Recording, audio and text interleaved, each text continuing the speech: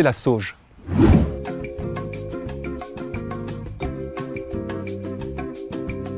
Il y a un vieil adage qui dit, vous le connaissez peut-être, qui a de la sauge dans son jardin n'a pas besoin de médecin.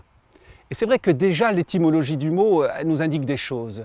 Salvia, celle qui guérit, celle qui sauve, la sauge. On en connaît 900 variétés à travers la planète, surtout en Asie. Mais toutes les communautés qui l'ont rencontrée à travers l'histoire l'ont immédiatement adoptée.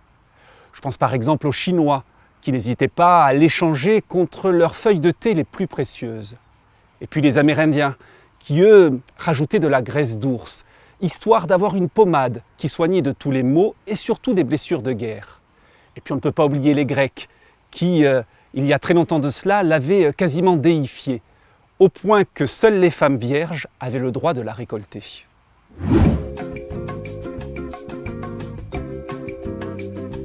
C'est un certain Louis XIV qui en buvait 2 tasses tous les matins dès qu'il se levait, histoire de se prémunir contre les maladies importantes à l'époque. Je pense par exemple à la peste ou à la lèpre.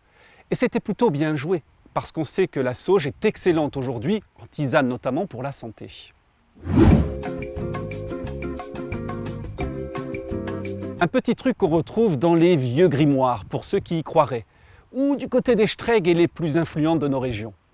Vous prenez une feuille de sauge avec 3 trous percés à l'intérieur et un cheveu d'un être aimé en secret, un autre de vos cheveux pour ceux qui le peuvent, et vous enfilez tout ça dans les 3 trous, à enterrer dans un jardin très discrètement ou sous le paillasson de l'être aimé, et c'est l'amour assuré dans les semaines qui devraient arriver.